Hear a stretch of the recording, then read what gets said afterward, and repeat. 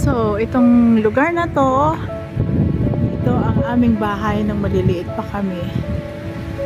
Dito kami, nung si tatay namin ay buhay pa, dito siya nagtatrabaho. Or dito kami nakatira kasi dito ang trabaho ni tatay.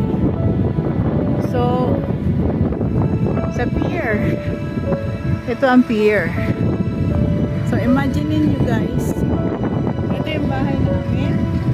Tapos, pag may dumating na barko dyan, bababa lang kami dyan.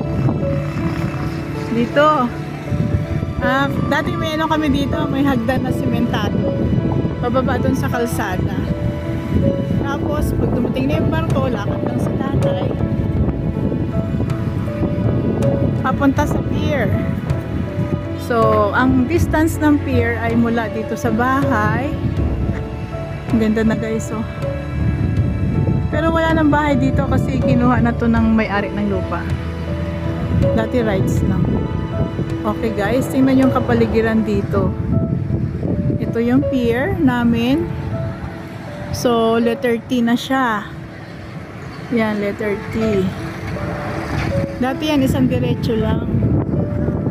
Tapos, sa palibot ng pier namin, dati mga bahayan yan dyan. Yan, tabing dagat na yan. Tapos guys, ayun yung mga isla nakapalibot sa amin. Bayan sa aming lugar. So this one is the Bitoon. O no, the pinakamalapit yung Lugingot, then the Bitoon, then the Sicogon Island, Bayas, Sapatos there, malayo. So kung naririnig nyo yung Pandi Asukar, ayun siya guys, oh. Yung matataas na bundok. Pagitan din ay dagat. Isla din siya. Yan. So ito naman, karugtong pa ng aming bayan. Barangay Hulog doon. Ando ng mga beaches na magaganda dyan sa lugar na yan. Dyan din sa Pandi Asukar. Yan. Talaga lang malaki siyang bundok. So guys, natandaan nyo ba ang Yolanda? Yung bagyong Yolanda.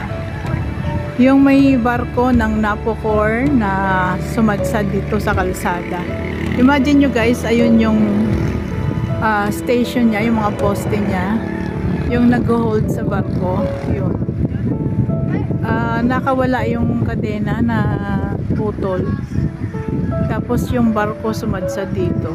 Yung bahay noon na nadaganan yung may-ari at saka yung apo niya, dito yan, oh. Yan. Dito yan, sa lugar na yan. Yun, dinaanan ng motor. Yung may kotse na yan. Yan. Diyan yung bahay nila. Kasi, ang lakas ng hangin ngayon, ang sarap lumanghap ng sariwang hangin, no? Inhale, exhale. Nung araw na may barko pa dyan ng Napocor, yun yung nagsusupply ng power dito sa lugar namin. Kaya hindi uso dito ang brownout. Kasi nga, may power supply kami, yung barko ng Napocor. Barko siya, parang kumbaga siya yung main na ng Meralco, parang gano'n. So, nakita nyo yun guys. Yung isla na yun. Yun yung Sicogon Island. Diyan nag-shooting si Gloria Diaz no araw, yung pinakamagandang hayop sa bulan ng lupa. Tapos itong dulo na to na may daanan. Ito. Yan. Diyan kung may barko dito sa pier, doon lalabas ang barko papunta doon. Yung pagitan na yun ang daan ng barko palabas. Papuntang Manila, papuntang Bacolod, papuntang Masbate, dyan. Yung pagitan na yan ng dalawang isla. Dyan siya lulusot. Tapos itong isla na malapit, ito. Yan. May mga beaches din dyan. Tapos mayroon kaming isla, maliliit pa kami, Nakita nyo yun guys. Ayun o, yung isla na yun. Teka. Kung ilan yun yung pier, yung sa tapat na isla na maliit na yun, dati may mga puno dyan. Pero ngayon, meron siyang ano, construction. Ayun, ginagawa. Siguro yan ay ano, building. Nabili, tapos gagawa siguro ng building. Pero ang ganda ng buhangin dyan. Pagka high tide, hindi mo makikita yung isla, pero makikita mo lang yung mga puno pag high tide. So, yan. Napakalapit yung tingnan. Dati yung mga magagaling na lumalangoy dito sa amin, pag maganda ang panahon, nalalangoy nila yan mula sa pier. Pero malayo-layo din yan. Malayo-layo din yan. So, guys, may isa pa akong kwento sa inyo. Nung maliliit pa kami, nahulog kami dyan sa pier kasi napunggo yan ng barko na putol. Dali ito yung mga nangingisda. Dali kukuha ako ng magandang pwesto para maikwento ko ng maganda. So yun guys, yan yung may mga kulay pula na yan, truck yan na nagsusupply yata ng gas sa barko. So yun, may barko ano yan, biyaheng Masbate yata yan or Bacolod. So dito sa dulo na to, yung sa dulo ng T, yan mahaba yan, pier na yan dati doon. Naputol siya kasi binunggo siya ng barko. Doon sa kaputol na bahagi na bumagsak sa dagat, kasama ako doon. Tsaka yung kapatid kong pari, si Father Dan. Tsaka yung kapatid kong sumunod sa akin. Yun yung namatay. Tapos, all in all, ang patay dito sa lugar namin, hindi kasama yung ibang bayan na, yung mga dayo na pumunta nung dumating yung barko kasi may mga sinundo na pasahero, kamag-anak, ganyan. Dito sa amin pa lang, siyam na bata. Kasama doon ang kapatid ko sa siyam. Dito rin, kasama din yung batang nagligtas ng kapatid niya na naging hero siya sa Boy Scout of the Philippines. Si Roy Babas. Tapos, yun, kitang-kita yung Pandiasukar. Ay, naku, ang dami. One of the tourist spots of the Philippines yan, Pandiasukar. So, yan. Yung dulo na yun na isla. Karugtong nito yun. May kalsada doon, papunta doon. Yun. Yung kalsada na to, diretso yun. There. Kaya ang ganda guys ng lugar namin. Tapos, kagaya ngayon, ang ganda ng hinga ko. Sariwang hangin mula sa dagat. Ang ganda. Ang ganda talaga dito guys. So yun ang aking kapatid. Sinama ko dito. Tapos yun naman ang sa taas dito. Gagawin daw yan resort.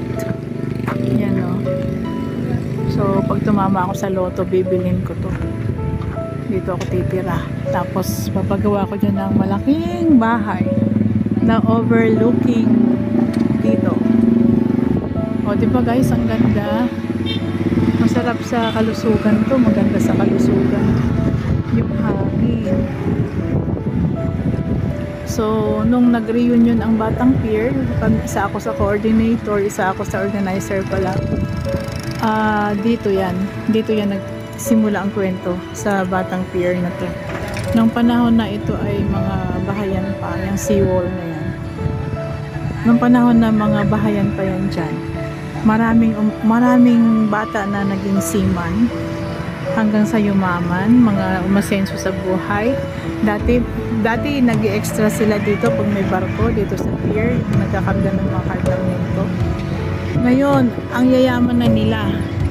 Kaya nagkaroon kami ng reunion na Batang Pier. Batang Pier. Kaya siguro sana maulit na yun. Sana lang maulit. Yan guys, oh, may barge pa dun sa dulo. Sa dulo, hindi siya dulo, sa gitna. Ayun guys, oh. Ano yun? Barko na yun? Molasses ang karga. Molasses guys, yung sugar. Oo. sugar, ay ginagawang sugar, asukal, molasses. Ang ganda na Sicogon Island guys, no? Yun. Yung bundok na yun guys, ano yun, vulkan, Mount Upau. Tapos sabi nila patay na vulkan daw yun, Mount Upau. Yan, tuktok na yan, yan. Dito sa left side, yan. Tapos sa mga likod-likod niyan, yung Gigantes Island na tourist spot din. Saan banda ang Gigantes? Saan banda? Dito, doon. Gigante. Doon pala sa likod nun. Gigantes Island sa likod nun. Sa likod niyan. Yan. So, yun. Ang ganda guys. Talagang tuwing uuwi ako dito, binabalik-balikan ko to kasi andito yung alaala ng aming kabataan. Kami maliliit na bata. So ito siguro hanggang sa pagtanda namin, balik-balikan namin to. Ayan, pwede rin dyan maligo guys sa dagat na yan. Yung iba namimingwit dyan kasi maraming isda. So doon din sa dati namimingwit dyan sa puno ng pier kasi talagang malalaki isda. Ngayon bawal na. Ito yung PPA, Philippine Ports Authority. Siya yung nagmamanage ngayon ng pier niya. So every time na may darating na barko at umaalis, may Coast Guard din dyan na naka-station. Itong barko na to, ano to? Molasses, asukal na. Yung binababa dyan sa barko na yan. Ito, asukal na. Kasi nandito malapit ang Negros. Yung Negros, siya yung mayroong central, yung gumagawa ng ng asukal dyan. So, yun. Okay. Nakakatuwa lang guys, kaya ako sinishare sa inyo yung my childhood memories ay nandito sa lugar na to, kaya hindi ko to makakalimutan. Nandito yung aking kabataan sa lugar na to, dito sa lugar na to. Yan. Pero kasi nung namatay si tatay, lumipat na kami doon sa lupa nila sa bayan, kabayanan.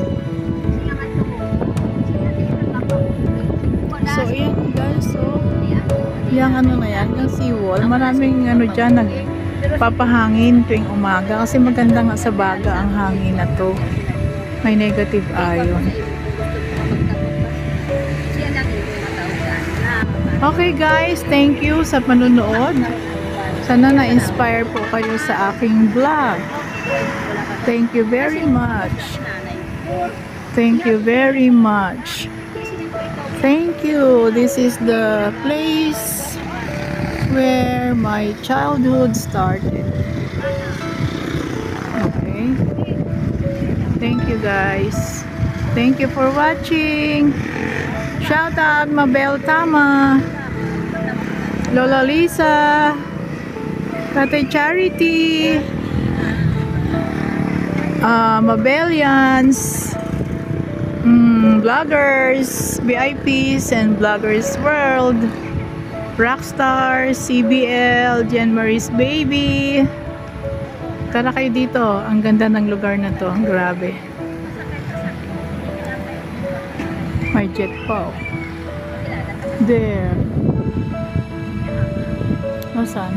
Jet plane. Oh, hindi siya kita. Ganda ng langit guys. Napaka super ganda ng panahon dito. Pinagbigyan naman ako na makapag-vlog ng malinaw. Thank you. Bye bye. See you again.